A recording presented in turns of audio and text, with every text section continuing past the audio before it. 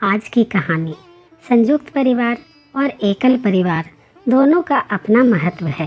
संयुक्त परिवार के कुछ फायदे हैं, वो ये कि बच्चों की देखभाल की चिंता नहीं होती है, बुजुर्गों को अकेलापन नहीं खलता है। एक संयुक्त परिवार जो पिछले कई सालों से एक साथ ही रह रहा था, इस परिवार में कई पीढ़ियां एक साथ रहती थी। लोग इनके परिवार की मिसालें दिया करते थे, लेकिन एक नई बहू आई, उमा नाम था उसका, और जब से इस परिवार में आई, इस परिवार की शांति उथल पुथल हो गई थी। उमा स्वभाव की अच्छी थी, लेकिन जब उसे गुस्सा आता था तो वह किसी को भी कुछ भी बोल देती थी। उसे हर छोटी मोटी बात पर गुस्सा आ जाता था। इस वजह से अब पूरा परिवार में तनाव रहने लगा था। ऐसा लगता था कि इतने सालों से जो परिवार एकजुट था, वो अब कभी भी टूट कर बिखर सकता है। गुस्सा शांत होते ही उमा को अपनी गलतियों का एहसास होता। वह अफसोस करती, लेकिन फिर सब भुलाकर अगली बार गुस्सा करती और वही बातें दोहराती।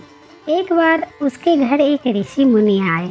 उमा ने अपनी परेशानी उन ऋषि मुनि को बताई और उनसे कोई उपाय हो तो बताने के लिए कहा। ऋषि मुनि ने अपने झोले से एक दवा की शीशी निकाली और उमा को देते हुए कहा कि तुम्हें जब भी गुस्सा आएगा, इस दवाई की 4 बूंदें अपनी जीभ पर रख लेना और 10 मिनट तक उसे मुंह में दबाए रखना। अगर तुम 10 मिनट तक उसे नहीं मुंह में रख पाई तो यह दवा काम नहीं करेगी। उमा ने अगले दिन से ही उन ऋषि की दी दवाई का इस्तेमाल करना शुरू कर दिया। 10 दिनों बाद जब वह ऋषि फिर से उसके घर आए, तब महिला ने उनके पैर पकड़ लिए और कहा कि बाबा, आपकी दवाई काम कर गई। उसकी वजह से अब मुझे गुस्सा नहीं आता है और अब मेरे परिवार में सुख शांति फिर से पहले जैसी रहने लगी है।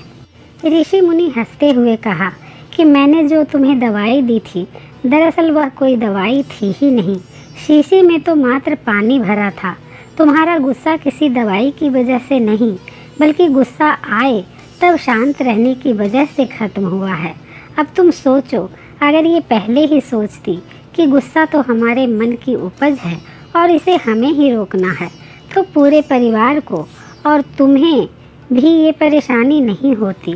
क्योंकि गुस्सा आता है तो हम अपना संतुलन खो देते हैं, और जब गुस्सा शांत होता है तो हम उन बातों का अफसोस करते हैं जो गुस्से के दरमियान हमने किया था, जिसका कोई फ़ायदा नहीं होता है। इसलिए जितना हो सके अपने मन को शांत रखें और छोटी मोटी बातों पर अपने मन को उत्तेजित न होने दें कि गुस्सा हमारे दिमाग पर हावी हो जाए।